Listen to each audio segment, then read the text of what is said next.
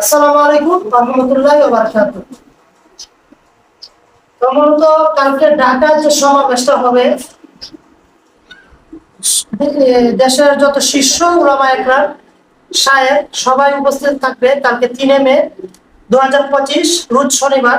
গতকালকে যে সমাবেশটা হবে, এই সমাবেশে মূলত কি কি দাবি আমরা করতেছি সেটা কিন্তু এখানে লেখা আছে। আজকে আমরা শুক্রবার নামাজে গেলাম, মসজিদে এটা দিচ্ছি, তো ভাবলাম আপনাদের সাথে শেয়ার করি বিষয়টা, যেখানে কি বলা আছে আমি বলতেছি, আপনারা শুনবেন, ঠিক আছে? তো আমি একা কেন পড়বো, আপনারাও শুনেন, ঠিক আছে? তো আমরা মূলত কি কি দাবি আমরা চাচ্ছি, আমরা 4 দফা দাবি, এই দাবি কিন্তু মানতে হবে। আচ্ছা, প্রথমে আমি একটা শিরোনাম বলে দিচ্ছি, যেটা হচ্ছে বাঁচাও ইমান বাঁচাও দেশ। তো ইমান দায়িত্ব, ইমান কিন্তু বাঁচাতে হবে। দেখেন এখানে কিন্তু লেখা আছে, এবার সামনে সামনে দেখেন, এখানে লেখা আছে বাঁচাও ইমান বাঁচাও দেশ মহাসমাবেশ 3 মে 2025 শনিবার সকাল 9টা। আচ্ছা, এখানে বলা আছে আমাদের 4 দফা দাবি মানতেই হবে, মানতে হবে। কিন্তু আমরা কিন্তু যে সমাবেশটা করতেছি, আমাদের 4 দফা দাবি মানতে হবে। প্রথম, এই যে 4 দফা 1 2 3 4, প্রথম নাম্বার 1 হচ্ছে, হ্যাঁ, নাম্বার 1 হচ্ছে নারী বিষয়ক সংস্কার কমিশনের কুরআন বিরোধী প্রতিবেদন ও কমিশন বাতিল। আচ্ছা, দ্বিতীয় হচ্ছে সংবিধানে বহুত্ববাদের পরিবর্তে আল্লাহর উপর পূর্ণ আস্থা ও বিশ্বাস পূর্ণ বহাল।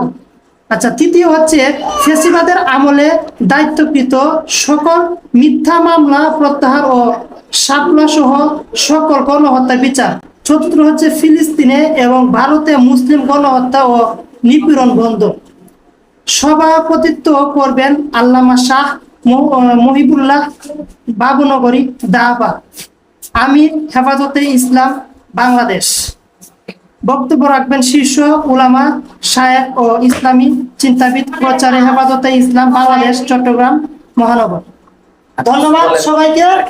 আর বিশেষ করে হচ্ছে আমরা এই যে 4 দফা 4 দাবি, এটা কিন্তু মানতেই হবে। এটা আমরা এই সমাবেশটা মূল লক্ষ্য হচ্ছে, আমাদের মূল উদ্দেশ্য হচ্ছে, আমরা চাচ্ছি যে এই যে আমাদের 4 দফা দাবি, এটা কিন্তু মানতে হবে, ঠিক আছে? তো ধন্যবাদ সবাইকে।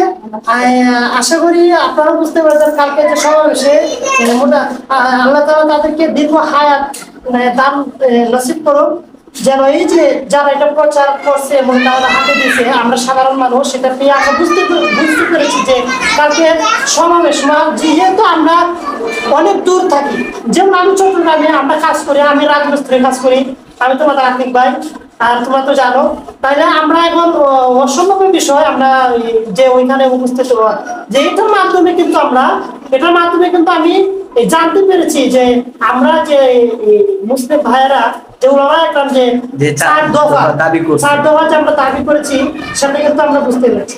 আল্লাহ তাআলা ওইটা যারা ছাপাইছে তাদেরকে দীর্ঘ হায়াত নসিব করুন। আমি আপনাদের কাছে দোয়া চাচ্ছি যেন এই 4 দফা দাবি যেন আমাদের বাস্তবায়ন হয়। তো এটাই লক্ষ্য রাখবেন মুসলিম ভাই বোনেরা। ইমান হচ্ছে, আমরা তো প্রথমে এখানে বলা আছে বাঁচাও ইমান বাঁচাও দেশ। আমরা ইমান বাঁচাতে হবে, ইমানও বাঁচাতে হবে, দেশটাকে কিন্তু কি রক্ষা করতে হবে, এটা দায়িত্ব। সুবহানাল্লাহি ওয়া বিহামদিহি সুবহানাল্লাহিল আযীম।